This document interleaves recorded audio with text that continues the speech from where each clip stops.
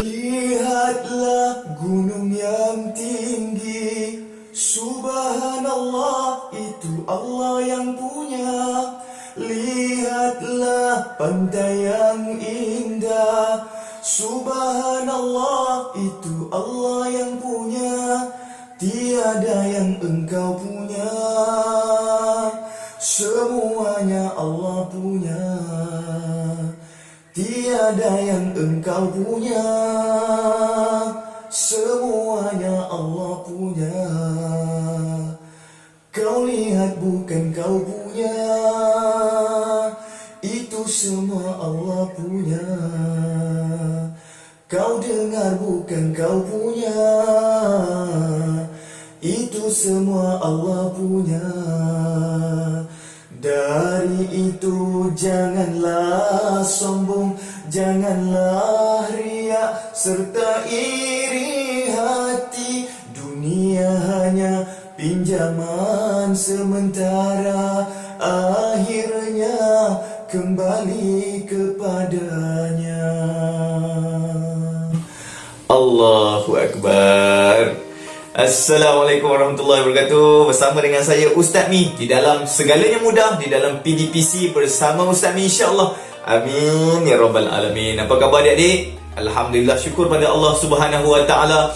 Allah Taala masih mengurniakan kita panjang umur, dimurahkan rezeki kita dengan kesihatan yang baik, diberikan kita pakaian, segala kurniaan Allah Taala kita dapat sampai ke hari ini. Dan lebih besar bila kita berada dalam majlis ilmu Allah Subhanahu wa taala pada hari ini. Alhamdulillah adik-adik, dan insya-Allah adik-adik tak nak buang masa adik-adik, jom kita belajar pada hari ini adik-adik berkaitan dengan agama kita, iaitu agama Islam. Sangat berkaitan dengan lagu yang Ustaz Mi nyanyikan tadi. Agak-agak apa kan tajuk kita pada hari ini adik-adik? Ya? Ya, pandai. Kita akan belajar berkaitan dengan akidah Allah Ta'ala yang mempunyai nama yang indah, iaitu Al-Ghani. Al-Ghani, iaitu Allah Ta'ala Maha Kaya. Jadi adik-adik boleh tengok dalam buku teks adik-adik. Hari ini kita akan belajar adik-adik pendidikan Islam. Pendidikan Islam tingkatan 3, KSSM tingkatan 3, bidang akidah adik-adik, pelajaran yang ke-11. Buka buku teks, tengok pelajaran yang ke-11. Tajuknya Allah Subhanahu wa taala Maha Kaya, pengurnia rezeki. Tapi pada kali ini kita ambil satu unit saja dulu. Unit yang pertama, nama Allah Taala yang indah, iaitu Al-Ghani. Adik-adik rujuk buku teks dan adik-adik tengok muka surat 76 hingga 78. Itu yang kita akan pelajari pada hari ini. Dah bersedia? Ya, bagus. Semangat. Kita terus belajar pada hari ini adik-adik, insya-Allah.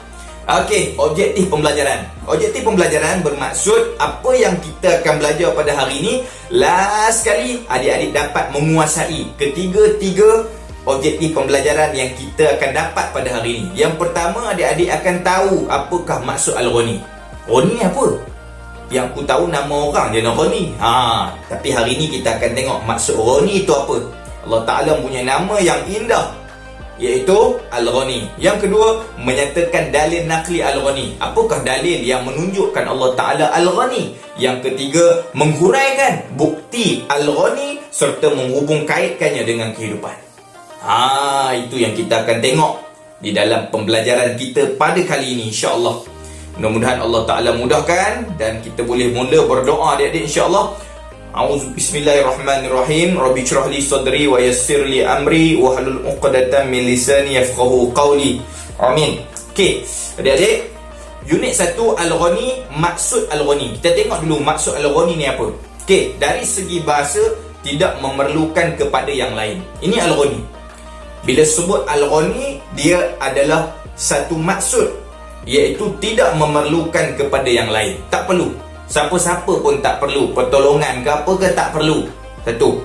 Kemudian kita tengok dari segi istilah. Yang kehendak syarak ni apa pula Al-Ghani? Nama Allah Subhanahu wa taala yang menunjukkan Allah Maha Kaya. Al-Ghani ni maksudnya Allah Maha Kaya. Okey, menunjukkan Allah Maha Kaya dan tidak memerlukan kepada sesuatu yang lain. Kayanya Allah sampai Allah Ta'ala tak perlukan kepada yang lain, tak perlukan pertolongan orang lain, tak perlukan sembahan orang lain, tak perlu pujian orang lain, tak perlu, sebab dia dah kaya. Apa yang ada pada kita pun dia punya. Nampak adik-adik? Cantik itu adalah maksud Al-Ghani. Okey. Sekarang kita tengok dalil. Okey, dalil Al-Ghani. Dalil naqli Al-Ghani. Okey, dalil naqli Al-Ghani yang pertama. Dalam surah Muhammad ayat 38, Allah Ta'ala berfirman, Wallahul ghaniyyu wa antumul fuqara. Maksudnya, dan Allah jua yang maha kaya dan kamulah yang memerlukan kurniaannya. Surah Muhammad ayat 38. Pendek je dalilnya adik-adik, tapi dalam dalil ni adik-adik akan jumpa Al-Ghani. Wallahul ghaniyyu, Allah jua yang maha kaya. Maksud Allah Ta'ala maha kaya ni apa adik-adik? Maksudnya Allah Ta'ala tak memerlukan orang lain. Tak perlukan sembah orang lain, tak perlu ibadat orang lain, tak perlu. Sebab apa yang ada pada apa? Pada orang tu pun dia punya.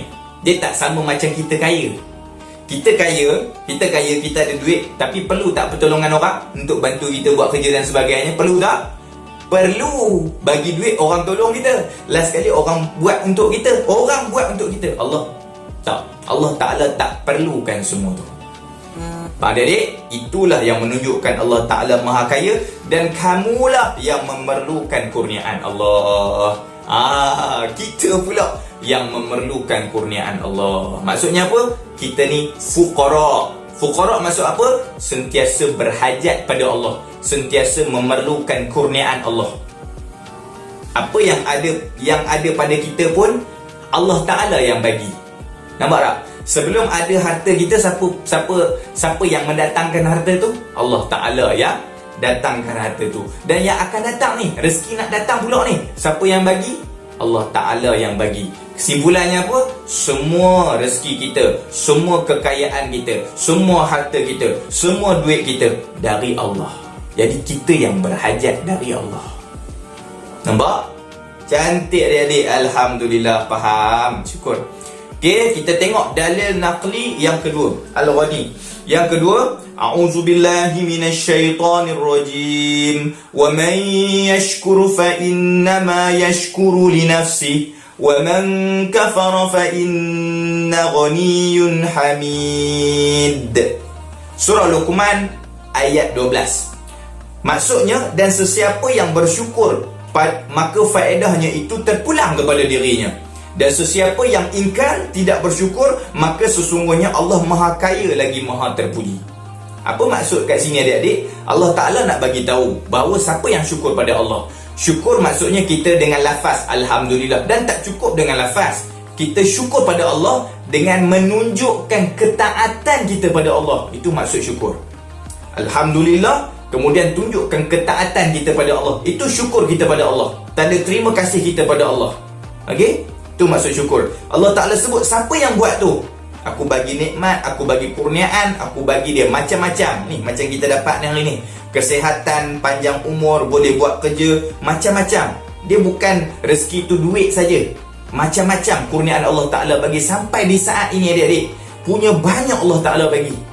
Kita syukur tak pada Allah? Semayang tak kita pada Allah? Taat tak kita pada Allah? Dia bukan setakat aku dapat kurniaan Alhamdulillah. Bukan setakat tu. Dia mesti ditunjukkan dengan ketaatan kita pada Allah. Siapa yang buat ni, Allah Ta'ala kata apa? Fa innama yashkuru li nafsi. Dia, Allah Ta'ala akan bagi faedahnya itu terpulang pada dia. Maknanya kalau kita syukur pada Allah, kita akan dapat kelebihan. Kita akan dapat faedah. Sebab tu ulama tafsir kata apa? Yang pertama, dia akan dapat pahala dia bersyukur pada Allah. Yang kedua, dia akan dapat kelebihan. Yang maksud faedah ni, Allah Ta'ala akan bagi faedah pada dia. Dia dapat dua faedah, iaitu Allah Ta'ala akan tambah lagi kurniaan pada dia. Nampak adik? Dan Allah Ta'ala sambung wa man kafara fa inna ghaniyyun hamid. Dan siapa-siapa yang ingkar, aku bagi kurniaan, aku bagi rezeki, aku bagi macam-macam dekat dia sampai di saat ni dia boleh hidup, dia boleh sihat, dia boleh bahagia, dia boleh tenang, macam-macam aku bagi dekat dia. Dia ingkar. Subhanallah, alhamdulillah pun tak sebut, taat pada aku pun tak nak, ingkar, lawan perintah Allah. Allah Ta'ala kata apa? Maka sesungguhnya Allah Maha Kaya. Di sini Allah Maha Kaya. Maksudnya apa? Aku tak perlukan ketaatan tu. Aku Maha Kaya, ketaatan tu aku tak perlu. Sebab apa yang aku suruh itu, ibadat dan sebagainya aku suruh, itu semua terpulang pada kamu balik. Kamu akan dapat faedah tu balik, bukan untuk aku. Sebab aku dah Maha Kaya, kata Allah. Aku dah Maha Kaya. Aku tak perlukan taat kamu. Kalau kamu tak taat pada aku pun tak mengurangkan, tak melemahkan aku, tak menjatuhkan aku. Tak. Nampak tak adik? Allah Ta'ala tak perlukan ketaatan kita. Allah Ta'ala tak perlukan pujian kita. Allah Ta'ala tak perlukan apa-apa dari kita. Itu maksud Allah Ta'ala Ghani. Dan Allah Ta'ala sambung Hamid. Hamid maksud apa adik? Hamid terpuji. Maksudnya apa? Kalau kamu tak sembah aku, kamu tak taat pada aku, kamu ingkar pada aku, itu semua tidak akan mengurangkan kedudukan aku. Aku memang terpuji walaupun aku tidak dipuji. Aku memang terpuji. Itu maksud Hamid, terpuji. Orang tak puji, dia memang sedia terpuji. Nampak tak adik? Alhamdulillah. Okey, kita tengok seterusnya, Prisma Ilmu. Prisma Ilmu, dia ada satu ayat dalam Quran, surah Al-An'am. Kita baca ayat dia dulu. A'udzubillahi minasyaitonirrajim. Wa rabbukal ghaniyyu dzur rahmati in yasha' yuzhibukum wa yastakhlif min ba'dikum ma yasha'u kama ansha'akum min dzurriyyati qaumin akharin. Sadaqallahul azim. Dan Tuhanmu Maha Kaya, lagi melimpah-limpah rahmatnya. Jika ia menghendaki, nescaya ia binasakan kamu dan menggantikan sesudah binasanya kamu dengan sesiapa yang dikehendakinya, sebagaimana ia telah menjadikan kamu daripada keturunan kaum yang lain. Nampak adik? Allah Ta'ala nak bagi tahu pada ayat ni, Allah Ta'ala nak bagi tahu pada kita, Allah Ta'ala tu Maha Kaya, lagi melimpah-limpah rahmatnya. Dia kaya, Allah Ta'ala ni dengan rahmat dia sekali. Selalu orang kaya, dia kaya tapi rahmat tak ada, belas kasihan dia tak ada, dia dah lari. Kebanyakan orang kaya macam tu. Kan? Tapi Allah, dia kaya, Maha Kaya, dan dia ada rahmat, belas kasihan dia. Nampak tak adik? Sebab tu sampai sekarang, kalau orang buat jahat, kadang-kadang kita heran, kenapa Allah Ta'ala tak bagi turun bala dekat orang jahat ni? Depan mata kita, kita tengok dia buat jahat. Depan mata kita, dia buat maksiat. Depan mata kita ada pusat pelacuran. Depan mata kita ada pusat perjudian. Depan mata kita maksiat terang-terang. Kenapa Allah Ta'ala tak hancurkan terus? Dekat sinilah rahmat Allah. Allah Ta'ala bagi peluang, panjang umur, murah lagi rezekinya, supaya sampai masanya ada masa dia nak bertaubat. Itu rahmat Allah, adik-adik. Allah Maha Kaya. Allah Ta'ala tak perlukan orang lain, tak perlukan pertolongan orang lain. Dan Allah Ta'ala rahmat dia melimpah-limpah. Jika ia kehendakinya, nescaya ia membinasakan kamu. Nampak? Kalau Tuhan nak buat, boleh je buat, hancur. Macam kaum dulu, kaum Samud, tengok macam mana Allah Ta'ala hancurkan. Kemudian Allah Ta'ala datangkan kaum yang lain. Ada tak? Ya, adik-adik pun belajar kan. Menggantikannya sesudah dengan sesiapa yang dia kehendaki, sebagaimana ia telah menjadikan kamu daripada keturunan kaum lain. Nampak tak adik? Allah Ta'ala Maha Kaya dan Allah Ta'ala ada rahmatnya. Ni Allah. Kemudian kita tengok Prisma Ilmu ni, Ibnu Katsir kata ketika mentafsirkan ayat ni yang kita baca tadi tu, surah Al-An'am ayat 133, ketahuilah manusia, wahai manusia, bahawa sesungguhnya Allah Maha Kaya dan semua perkara, dan manusia memerlukan Allah dalam semua keadaan. Ayat ni nak bagi tahu apa? Allah Ta'ala tu Maha Kaya, kita berhajat pada Allah. Yang tadi, kita ni fukhara, kita sentiasa berhajat pada Allah dalam semua keadaan. Nampak tak adik? Dalam semua keadaan kita perlukan Allah, dan Allah, dia tak perlukan kita. Ni ayat ni. Kalau aku nak, aku boleh hancurkan aja, boleh je aku buat.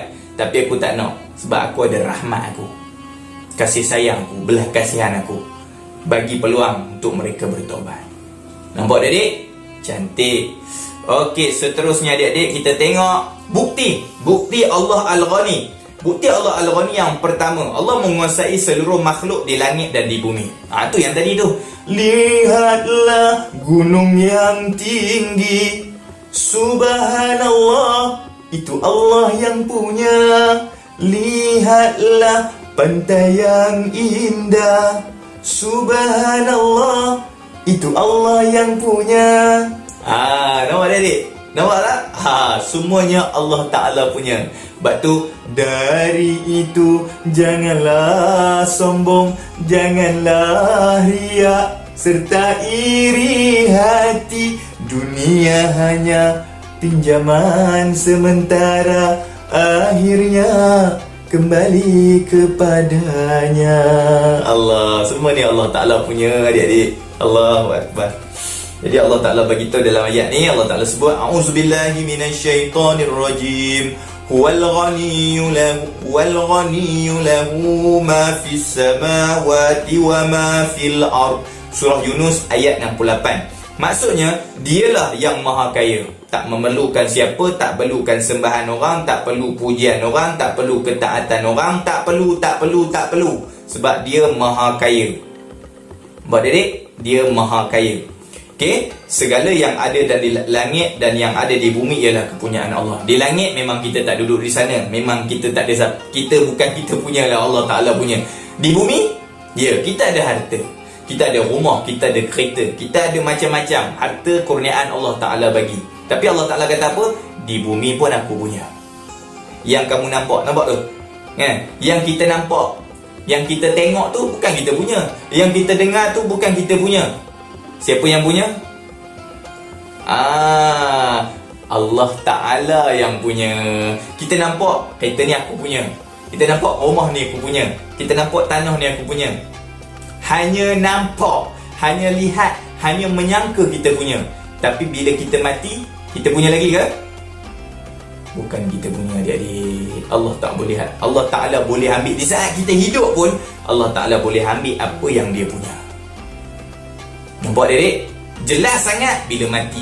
Bila mati je kita, adik-adik, Allah Ta'ala ambil balik dia punya dan bertukar tangan harta yang Allah Ta'ala bagi tu. Dia kurniakan pada orang lain pula.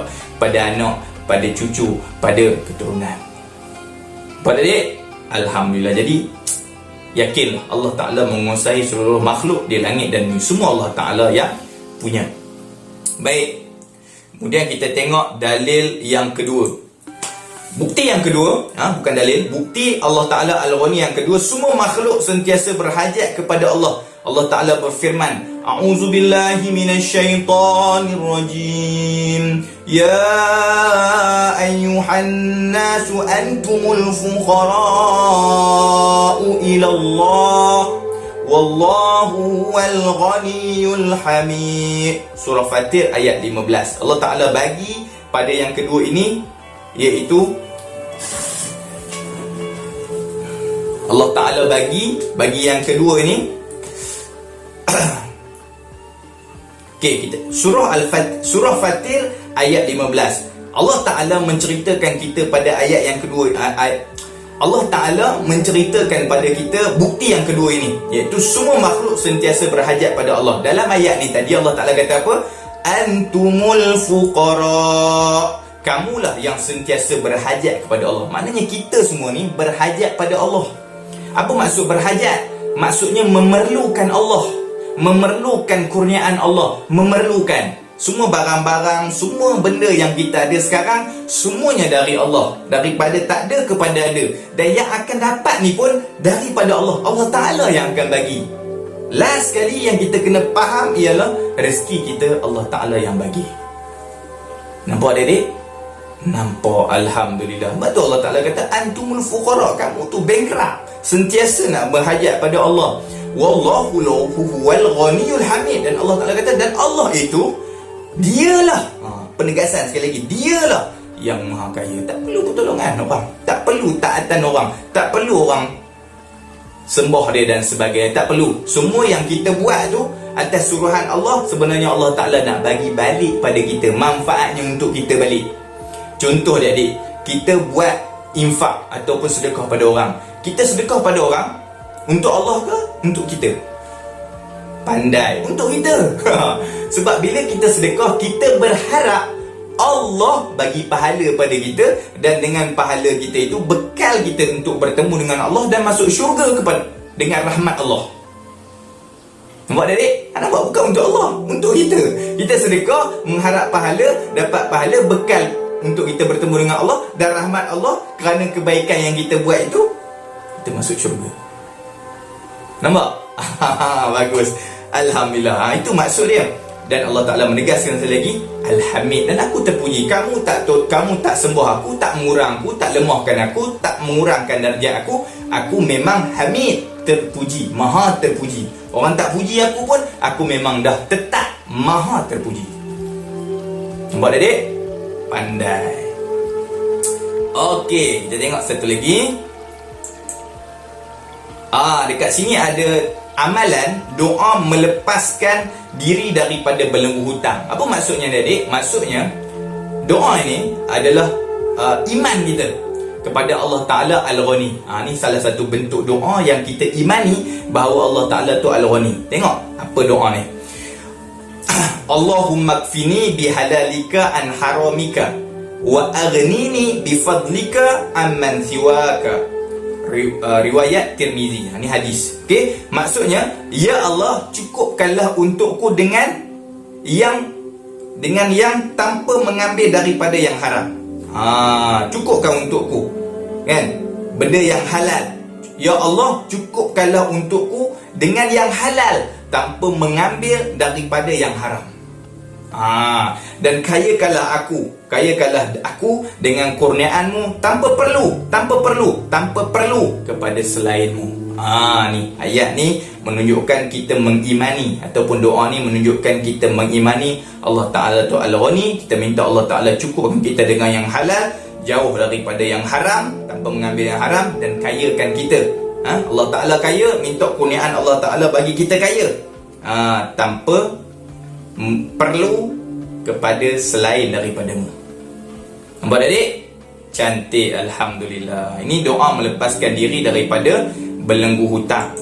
Okey, kita tengok seterusnya, bukti Allah Al-Ghani.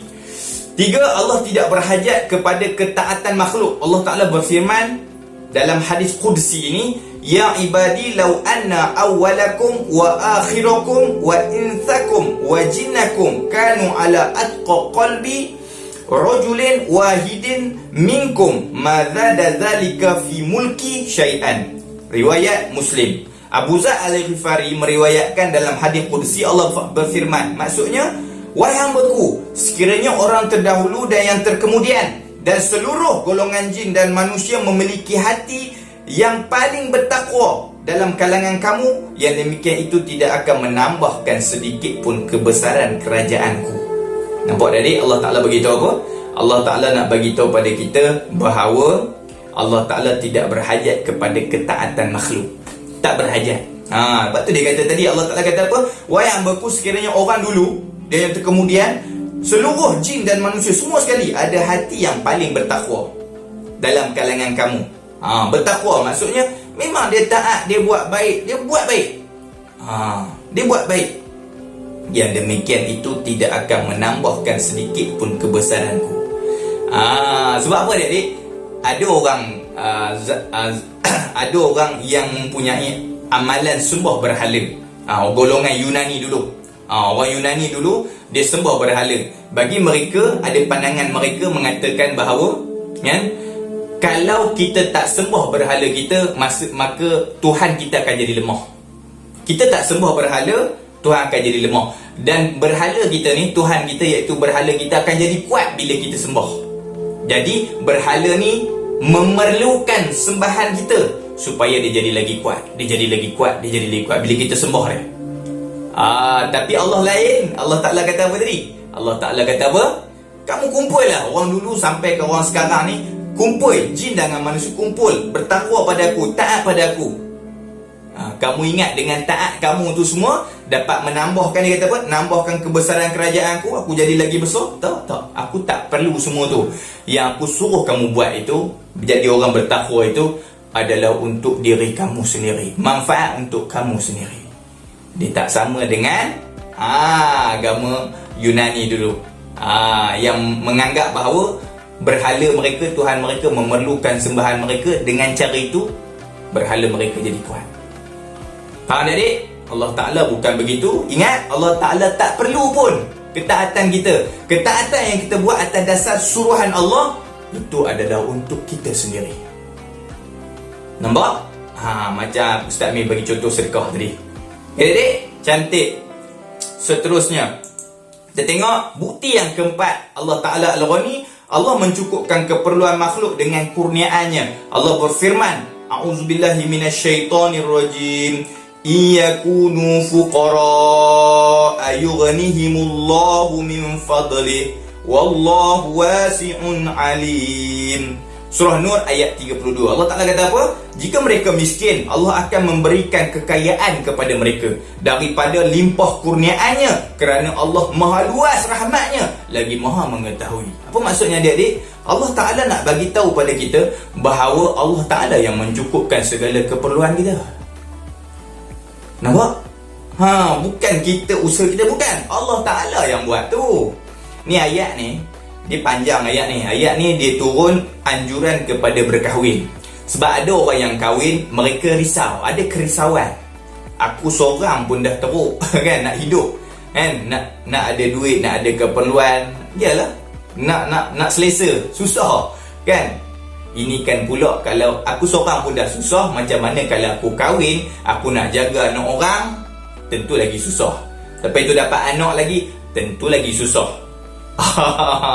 Allah Ta'ala suruh apa? Allah Ta'ala suruh kahwin. Allah Ta'ala suruh kahwin. Allah Ta'ala kata apa? Jangan risau, yakin dengan Allah. Sebab apa yang mencukupkan kamu tu aku.